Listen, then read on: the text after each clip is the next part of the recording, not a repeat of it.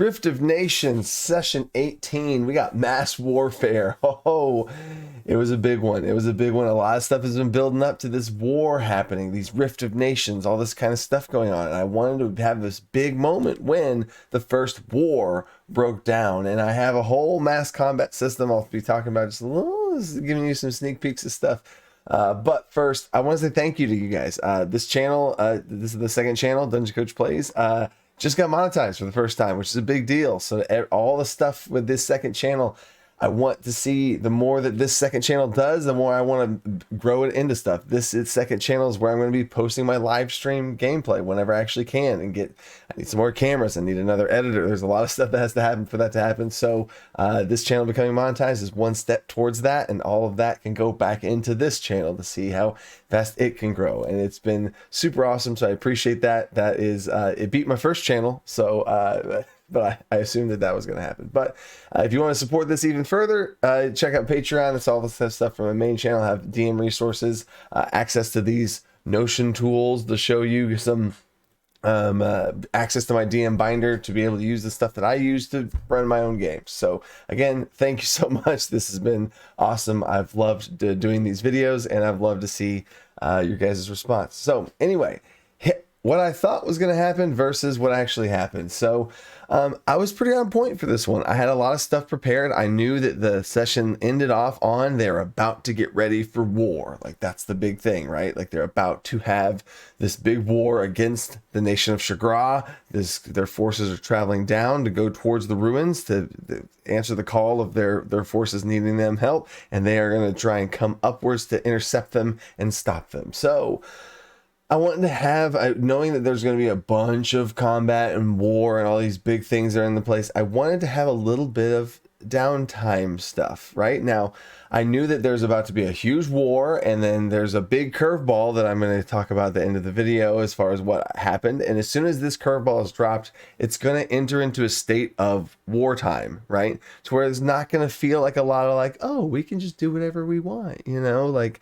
So I wanted to make sure to give them some downtime to have some conversations and have some relaxation feeling stuff, because they're about to be in a bad situation. So at least for a little bit, we'll see. But here's what I had on my table.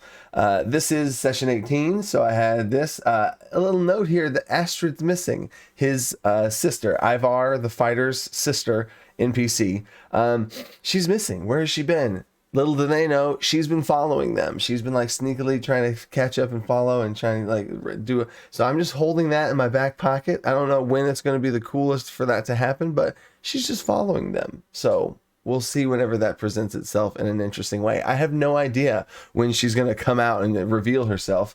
So I'm just holding on to that as a little secret nugget for you guys to also know that I have in my back pocket. So anyway, but they're going back to the main campsite where all of the troops and forces are. So she should be there, and then she's not there. So anyway, before nighttime, I had each of the players, I had something for them to interact with. Each of them have a kind of an NPC to interact with or something going on. So I had some little nighttime before the long rest type of interactions, social stuff, and also.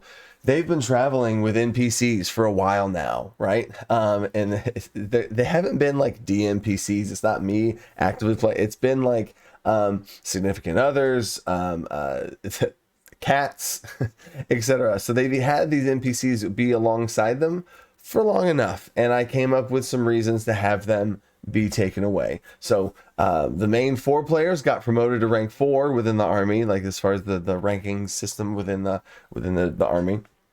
And this now lets them go to a different place. And the other NPCs are not ranked that rank, so they have to go to their other places. And I needed to do this because I do want them to be the spotlight. I don't want these NPCs to be around always. And I want it to be a unique, special thing when they're around, not just a default thing. So I wanted to separate them out so that they have, that they're close and nearby if they want to go talk to, but they're not like part of the group. You know, I want it to be focused on the 4 of them, right?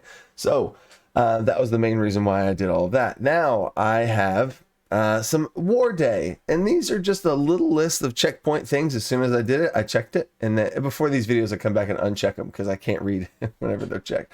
But these were just things that I had. I went through each NPC or each PC and thought of things of what NPCs would they want to interact with. And if I have a thing over here it's called Mech Militia, and I need to switch that. And this is what I'm looking through. I have this thing also on my Notion folder, and different NPC squads that I'm tracking for all the different NPCs that they have known and interacted with since session 1, the ones that they created in session 0, like lots of stuff. And I've weaved these NPCs in throughout so they have connections to them. And it was real cool, side note, that whenever I name dropped these NPCs, all the players knew who they were. That meant a lot to me, because it'd been a while, it'd been multiple sessions and months in real life since they've interacted with them, because they've been on this long journey towards the ruins and then went into the ruins and then. So I was like, oh yeah, so you see Vault, oh, and like, and they knew who I was talking about. So that was really cool that they had these like NPC friends that they hadn't seen in a while. So I went through the list whenever I was in session prep, like, who do I want to interact with who? And all right, I want to have a Q have an interaction. Looking through, Ralph. I gotta have Ralph and Q have something. What would Ralph and Q talk about? Oh, it'd be this, right? So I just went through and prepped out some things for each of the NPCs and what things need to happen, what story beats like this. Oleander, the group that they fought off against and squared off in the Capture the Flag, if y'all have been up to date with all these episodes, their arch rival group has been sent off towards Sanctuary and hasn't been reported back. They haven't heard back from them. They're missing now. That's interesting. Who's going to tell them about that? Falco's going to tell Q that. Okay, cool. Q has a little moment thinking about somebody and just kind of like weaving in different little emotions, previous past things, and foreshadowing towards the future. All just before the mass combat, big war time's about to happen. But I just gave each person, one of the NPCs that died had some interesting secret information that he started to have about these. And this thing about Keith was a cleric of the church. The church is the secret evil organization in the campaign that they have. It's a whole... Check the backstory campaign video for that one. But I wanted to have some more foreshadowing about this church being having ulterior motives, and these are the ulterior motives. They're onto the players. They know that Q's not a human. There's dream crystal signatures. This is also a big, huge curveball that I want to throw the players. They don't know that Q, the Warforged Barbarian, has a dream crystal inside of him, which is a very key point. There were 10 nations before. Each of the 10 nations had a dream crystal. There's one inside of Q. That's kind of a crazy thing. The players don't even know about that. They're getting close to figuring it out. And through clues like this is how they'll do it. Clara has a dream crystal from Claude's collar back when he was a cat, before he got popped back into his normal form. She has a dream crystal. So those two have dream crystal signatures, and there's some sort of whenever they had done some scans, the church scans, magical detections, they had dream crystal stuff, which is wait, dream crystal, what's that? That's me trying to get into their heads and have a little bit of foreshadowing to give some clues to what dream crystals even are. And then Darius is a dragon curse. The player doesn't know that he has a curse of an ancient green dragon, and he is turning into a dragon and is going to be stuck into this whole situation. And there's a lot of stuff he doesn't know about that, but he's like, oh, that sounds super cool. I'm the dragon cursed. Let's go. And Ivar's a Nightwalker, which he has dreams while awake and doesn't. Yeah. So they have some interesting things about foreshadowing towards their things that are going on. And I also have a pulse check as a dungeon master of what things have accelerated at the rate that I want, what things are they behind knowledge-wise, what things haven't they heard about in a little bit. So this was a perfect moment to have all of those types of things go down. And then this one right here, Serathis meets up with Darius posing as Billy. That one derailed everything. So Serathis is the warlock patron of the Darius, and the Darius is the spellcaster of the group. And I had Serathis be a part of this army. Serathis is an ancient green dragon. Stay with me. He shapeshifted to pose as Billy because he wanted to be a part of the army and then lay low and all that kind of stuff. So an ancient green dragon went and kidnapped one of their friends, tied him up, and hit him into a spot, posed as Billy. And then one of the backstory things with Sarathis and Darius is they had a rocky relationship, and they had a big moment where Sarathis almost killed his entire party, and they had this whole thing. I forget which episode that was, but yeah, it was an entire situation. And from that, Sarathis and Darius now have a relationship where Sarathis is trying to like compliment Darius and like, you're doing great. You know, but it's weird and it feels uncomfortable for the ancient green dragon to give compliments. So it's been a really interesting NPC dynamic. But Billy comes up to Darius and gives him a compliment out of nowhere and then walks away. And they're like, this is weird. And then they really, you know, the things that players, the little red herrings, you throw something in front of your players and then you want them to follow it and then they don't. But then whenever you throw something in front of your players to give a little foreshadowing and then not want them to follow it, then they dive after it and drive it into the ground. So they chased after this little red herring pretty hard. They were like, Billy's not Billy. We have to find Billy. So then they are now on a detour of finding NPCs that could know Billy, and one person who has they went down a rabbit hole and somehow found Billy. I did not think they were going to be able to find Billy. I told them that it would be hard to do, and they found Billy through their rolls, through some creativity. They were spinning their inspiration dice. They were spinning inspiration dice to find Billy. I was like, what is going on? All Billy is Sarathis. I'm going to reveal that it's Sarathis later, but now you forced my hand. And it was pretty interesting because they find Billy, and Billy tells them this whole story, and they eventually find out that it's Sarathis, and Sarathis is like, what are you doing? Come on. And like Sarathis gives the Sarathis resets everything, pulls Darius aside, like, what are you doing? I'm trying to do this. And so they were able to talk about that, and then actually led to a good moment where they were able to go back and forth with the NPC in that way. So that was a big detour. Back to the thing, and we're finally getting towards the mass combat. Is they had some other things that we that came up and that we talked about. Also on this screen, I have some unlocked lore that they have access to.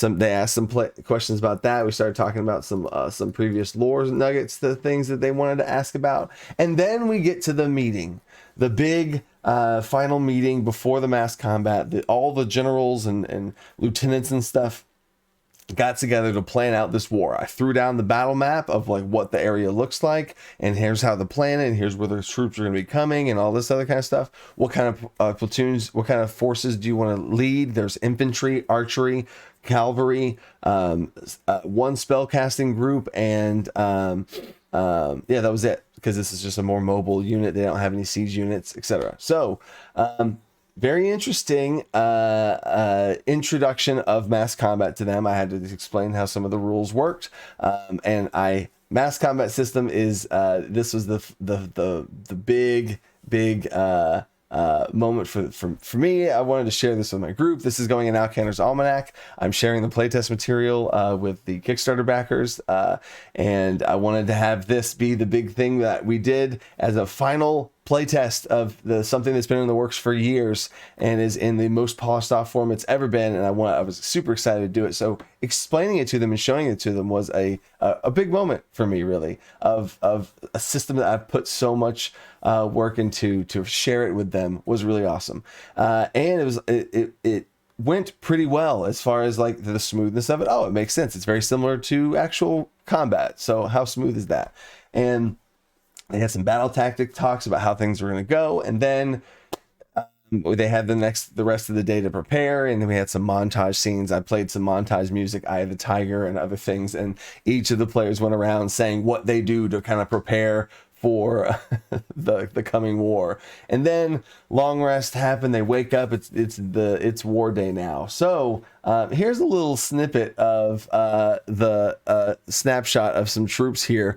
You have their troops. You have the green troops are the Grasslands Nation. Blue troops are the Tech Nation going at it. And yeah, it was I had to use beads. I have a ton of minis, but not enough minis I feel like it just would have been chaos on the battlefield, and like who's who, and they're not painted, and oh no, anyway. So I think the colored beads for the mass combat were good for the generic soldiers, and they were all the other stuff. But anyway, how the session up to a peak now, a lot of that went longer than I thought. I did not think it was going to take that long. I did not think they're going to go chase down Billy. All the conversations they engaged with, I didn't think were going to happen. So it was a lot of role play, a lot of exploration, figuring stuff out, some lore stuff, which is good because they're about to enter into a heavy combat zone here. So, mass combat, two different forces on opposite sides. They had their troops, Grasslands Nation of Shagra had their troops, and they were moving towards each other. And then there was a standoff where they initially, because this is how the mass combat, it's almost like a chess game where people are moving and they're moving troops around and getting in position. And then once you get in range to attack, you roll for initiative. So that's just one little thing for mass combat. So how it worked at first, my hands on screen. Okay. How it worked at first is they started charging towards each other, and then I broke off the cavalry around to there's like a mountain range right here. If you saw in the picture, they're going to go around the mountain range and try and flank them. So they're like, wait, retreat. And so then they retreated, which was interesting. Then they retreated back into the spot where you kind of see. And then the Grasslands Nation had this large sound cannon. The Grasslands Nation is known for their sound magic. So there's this tower with these like rings, and it's like a sound wave like cannon. Isn't there something like that in X-Men? There's some sort of like sound waves, and it hits you, and you like can't. Anyway, so this massive sound cannon like siege tower, and it's like very slow moving, but they had time to get it into place. It has a range of 10, which is very, very far, especially in mass combat mode. Archery has a range of 5. So this thing has double the range of it's crazy. So they were able to set it up. And I start to slowly describe a setup. Things come down and fall into the ground.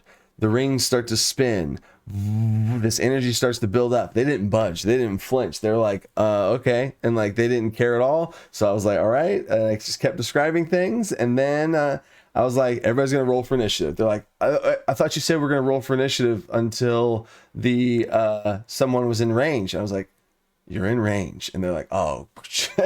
So roll for initiative, started off the round with, woof, this cannon fires, shoots, hits a troop. And now all these little gems that you saw on the screen, those are all troops representing like 30, 40 people at a time, right?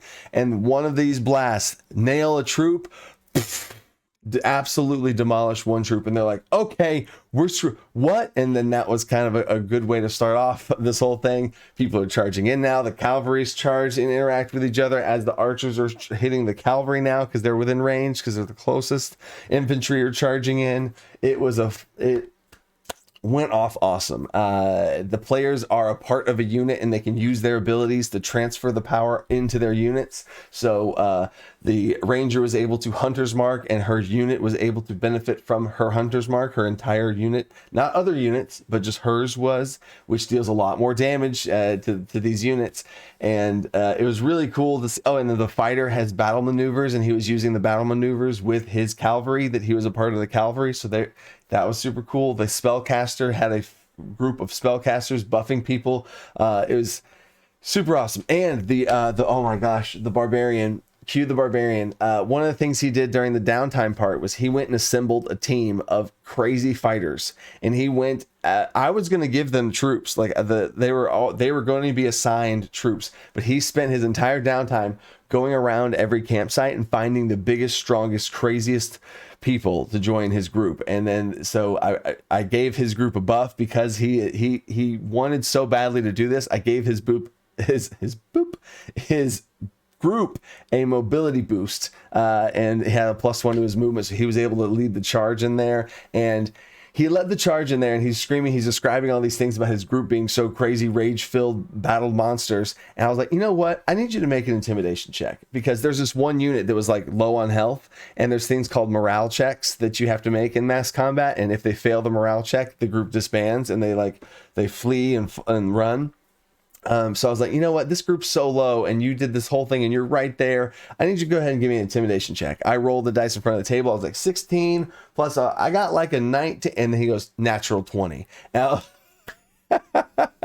and he already described so amazingly how that whole thing went down. I was like, your group demolishes them. So I flavored it as them attacking, even though technically speaking they use the dash action, so they wouldn't have had the attack action.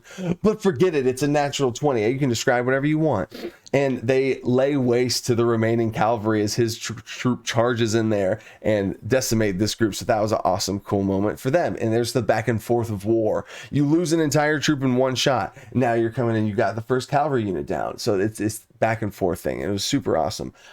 But I started to describe a flying creature over above, this large condor type bird that starts to swoop down towards the battlefield. You start to notice it even in the middle of battle. It's this huge thing that's starting to happen in the heat of everything. And one of the players was like, we saw this thing on the way to here, and I was like, yes, that's me. We're sprinkling in the BBEG's mount, who he's on, flying into this whole situation. So then another round of combat goes through, and this massive bird creature lands. I have a picture of that as well, actually. Ooh, yeah, there we go. It's huge. Hello, there we go.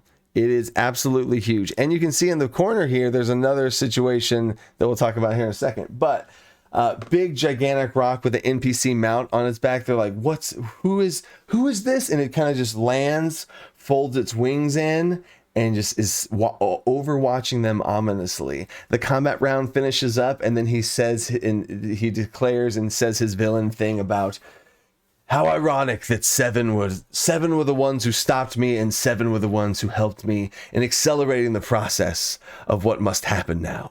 And then they have no idea what. And then I start to describe each of them starting to see hallucinations of things being caught on fire, which is one of the players has a fear of fire. The water from the lake starts to rise up and overflow across the battleground. Again, hallucination. One of the players is afraid of water and drowning. I go into one of the players starts to see their significant other get stabbed and killed on the battlefield. Like, wait, is that real though? Did that really happen? And they start to see and hallucinate these fear type things. And there's this darkness and this bellowing, this chill runs down your spine as you all turn over your shoulder and you see, if you didn't see in that picture, it's a Demigorgon. The full-blown tentacle arm, 4 tentacle arms, 2 heads, very large miniature of a Demigorgon. And this is the awakened Demigorgon from the ruins that they did not go stop. If you remember last episode, they were escaping from the ruins. The ruins are collapsing around them. There's a moment where they could have gone further down the ruins and stopped the person. There was a Knight's Bane, which is the second in command of the BBEG, who's now on that bird. Do you see how a lot of these things are kind of coming together into a big peak right now? The Knight's Bane went and released this, broke the seal of this door to be able to release this Demigorgon, who's the ancient evil from an entire generation reset past. And it's now released into the world and is now marching towards and doing whatever it's doing, right? So now this thing is in the battlefield, and I ended the session with this, and with this creature coming forward, 10 stories, 12 stories tall, absolutely massive creature walking across the battlefield. That's where we're going to end the session. So they're going to pick up now in the middle of this combat. And if you see, there's going to be this huge, in the picture I showed, they are in warfare with the Grasslands Nation. There's a giant titan of a monster walking through. The BBEG's on a mount himself, just overwatching the entire thing. But I also ended the session with, I said, Darius, you look over in the middle of all of this and you catch eyes with Serathis. Serathis also, by the way, has shapeshifted into a halfling person named Hugh. They told him to just lay low as a caster person in Darius's army. So Darius's little troops of spellcasters, Serathis is one of those spellcasters, and he looks over to Darius. They catch eyes, and he nods his head. And they're about to release Serathis onto this whole situation because Serathis is the ancient green dragon. There's a lot of reasons why I have him here. You'd have to probably know some of the lore stuff from before, and this already is too long to go into. But Sarathis probably is going to take the form of his ancient green dragon. I'm going to throw that miniature down on the battlefield. There's going to be an ancient green dragon on their side fighting against a Demigorgon and possibly the BBEG coming into this whole thing, while two forces of troops are fighting each other. Here's the catcher. Here's what I'm going for. The theme of this campaign is nations at war. And if and betrayal, right? Because these 10 nations used to be best friends. They used to help each other. They used to be 10 nations at peace. And through betrayal and turmoil, they've turned against each other and are whittling themselves down. The only way to defeat the Demigorgon, side note, is when all 10 nations come together. The only way they can be, it gets weaker and weaker the more nations that come together. So if 2 nations stand against the Demigorgon, probably no chance. But as each nation stands next to each other to fight against the Demigorgon, they get stronger and it gets weaker exponentially so. To where, spoiler alert, if all 10 nations stand together, an individual, even just one person from each of the 10 nations stands together against the Demigorgon, there's no chance. Like it's going down, right?